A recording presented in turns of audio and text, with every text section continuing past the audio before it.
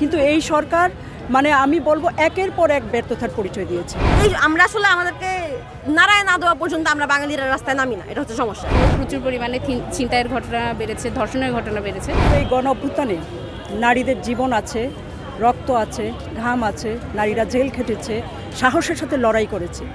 কিন্তু আজকের এই পরিস্থিতিতে দাঁড়িয়ে মনে হয়েছে একটা গণ অভ্যুত্থানের মধ্য দিয়ে মানুষের আকাঙ্ক্ষার একটা সরকার হয়েছিল, কিন্তু এই সরকার আমি বলবো একের পর এক ব্যর্থতার পরিচয় দিয়েছে। আপনারা জানেন এই সরকারের আমলে 3 জন শ্রমিক হত্যা হয়েছে, তার পরবর্তীতে আমরা যে আইনশৃঙ্খলার পরিস্থিতি দেখছি সেটা ভয়ানকভাবে ধসে গেছে। এবং সেই জায়গায় আমরা দেখি সরকারকে যেভাবে শক্ত হাতে আইনশৃঙ্খলা নিয়ন্ত্রণ করার কথা ছিল সেটা করছে না। বিশেষ করে আমি স্বরাষ্ট্রমন্ত্রীকে বলবো, এই যে 2 দিনে 17টা ধর্ষণ হয়ে গেছে এবং ধর্ষকরা অবাধে ঘুরে বেড়াচ্ছে, তাদেরকে গ্রেপ্তার করা হলো না কোনোভাবেই, এটা তো কোনোভাবেই মানা যাইতে পারে না। স্বরাষ্ট্রমন্ত্রী উপরন্তু আমরা দেখলাম রাত 3টার সময় প্রেস কনফারেন্স করে, হাস্যকর। রাত 3টার সময় আপনার প্রেস কনফারেন্স করার দরকার কি? সকাল পর্যন্ত অপেক্ষা করেন, আপনি রাত 3টার সময় শক্ত হাতে সারা দেশের আইনশৃঙ্খলা পরিস্থিতি নিয়ন্ত্রণ করেন, সেইটা না করে আপনি প্রেস কনফারেন্স করেন, হাস্যকর সব কাজ কারবার করছেন। তাই আমরা মনে করি এই স্বরাষ্ট্রমন্ত্রী টোটালি ব্যর্থ হয়েছে। 2-3 দিনে এত ট্রমাটাইজিং কিছু ইনসিডেন্ট ঘটছে যেগুলো আসলে আমাদেরকে নাড়াই দিচ্ছে। এই আমরা আসলে আমাদেরকে নাড়ায় না দেওয়া পর্যন্ত আমরা বাঙালিরা রাস্তায় নামি না, এটা হচ্ছে সমস্যা আর কি। কিন্তু এই যে নারী হেনস্থার ঘটনাগুলো বা ক্যাট কলিং, স্লাট শেমিং, রাস্তাঘাটে মেয়েদেরকে হেনস্থা করা, এগুলো তো 5ই আগস্টের পর থেকেই হইতেছে। 5ই আগস্টে আমরা এখানে শাহবাগে আসছিলাম বিজয় উদযাপন করতে, এবার বাসায় যাইতে যাইতে শুনি যে হচ্ছে যে এখানে সেখানে হামলা। বাসায় যাওয়ার পরের দিন থেকেই দেখি যে রাস্তাঘাটে মেয়েদেরকে হেনস্থা করতেছে। এমন না যে জিনিসটা 1-2 দিনে হইতেছে। সো আসলে আমার পুরো ইন্টারিম গভর্নমেন্টের আসলে দায়টা নিতে হবে এবং আমার নিরাপত্তা নিশ্চিত করার দায়টা তাদেরকে নিতে হবে। প্রেস ব্রিফিং যখন হচ্ছিল তখন আসলে আমরা দেখছিলাম প্রেস ব্রিফিংটা, এবং সবচেয়ে যেটা আমার কাছে মনে হয়েছে যে উনি তো আসলে কোনো দায়ী স্বীকার করলেন না। উনি যে আমাদেরকে নিরাপত্তা উনি একটা পাবলিক সেন্টিমেন্ট, পাবলিক আউটরেজ উনি অবভিয়াসলি অ্যাড্রেস করবেন, অবভিয়াসলি সংবাদ সম্মেলন করবেন, কিন্তু পাবলিক আউটরেজটা আছে তো ওনার বিরুদ্ধেই। তো ওনার তো সেই দায়টা আসলে নেওয়ার কথা, যে দায়টা আসলে হাসিনারাও নিত না।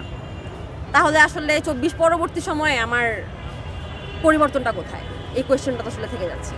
প্রথমে যখন একটা সরকার পতন হলো তখন আমরা দেখেছি, অনেকটাই ধৈর্য ধরেছি যে না, পরিস্থিতি স্বাভাবিক হতে একটু সময় লাগবে, কিন্তু আসলে 6 মাস পেরিয়ে গেলেও এখনও আমরা দেখতে পাচ্ছি না যে কোনো জায়গায় কোনো কিছু ঠিকঠাক মতো রান করছে। সেটা নারী নিরাপত্তার ক্ষেত্রে হোক বা অন্যান্য ক্ষেত্রে হোক, প্রচুর পরিমাণে ছিনতাইয়ের ঘটনা বেড়েছে, ধর্ষণের ঘটনা বেড়েছে। তো আসলে প্রকৃতপক্ষে আশেপাশে যখন এই ধরনের ঘটনা শুনি, আমরা যারা নিয়মিত স্বাভাবিক একটা জীবন চাই, তারা আসলে ওই নিরাপদ বোধটা পাচ্ছি না। উনি সম্পূর্ণই ব্যর্থ ওনার জায়গার থেকে। আমরা এটা যদি 6 মাস আগে জিজ্ঞাসা করা হতো তাহলে হয়তো বা তাকে সময় দেওয়ার সুযোগ ছিল। 6 মাস পেরিয়ে গেলেও সে কোনো কিছুই ঠিক করতে পারেনি এখন পর্যন্ত, এবং তার দায়ও সে নিচ্ছে না। গতকালকের বক্তব্যে তাকে মোটেও মনে হয়নি যে সে কালকে এই কয়েকদিনের ঘটনায় সে কোনো দায় নিচ্ছে। সে কোনো দায়ও নিচ্ছে না। তার যে দায়ও নেয় না এবং সে কাজও করে না, তার আসলে কোনো যোগ্যতাই নেই ওই জায়গাটায় বসে থাকার। কারণ আলটিমেটলি দেশের পরিস্থিতি ভালো রাখা খারাপ রাখার দায়িত্বটা আসলে তারই, স্বরাষ্ট্র মন্ত্রণালয়ের। এই শহীদ মিনার থেকেই আমরা জুলাই মাসে আন্দোলন নিয়ে গিয়েছি যাতে এই স্বৈরাচার যে সরকার ছিল সেই সরকার যাতে পতন ঘটে। এখন সেই সরকারে আমরা পতন ঘটাতে পেরেছি, কিন্তু সরকারের রেখে যাওয়া সেই সিস্টেমটার পতন ঘটাতে পারিনি, এবং এই সিস্টেমটা ভাঙার জন্যই বর্তমানে আমরা একটা রাষ্ট্র ব্যবস্থা চেয়েছি, যে রাষ্ট্র ব্যবস্থা আসলে প্রত্যেকে নিরাপদ থাকবে। এখন সেই জায়গায় আসলে বিচার ব্যবস্থার মধ্যে স্বরাষ্ট্র উপদেষ্টা যিনি আছেন, তার হাতে আসলে দেশের নিরাপত্তার দায়ভার রয়েছে, এবং তিনি তার দায়ভারটা আসলে বা দায়িত্ব পালনে যে ব্যর্থ, এটার অবশ্যই বলবো। কারণ বিগত সময়ে এই যে কিছুদিনের কথা যদি ভাবি, আমাদের খুন, গুম, রেপ এবং ছিনতাই বা সন্ত্রাসী হামলা এবং সব কিছু দেখলে দেশের যে অস্থিতিশীল পরিস্থিতি রয়েছে, এই পরিস্থিতি আসলে দেখভালের দায়িত্ব আমাদের সেই স্বরাষ্ট্র উপদেষ্টার, এবং সেই জায়গায় আসলে তিনি ব্যর্থ হচ্ছেন।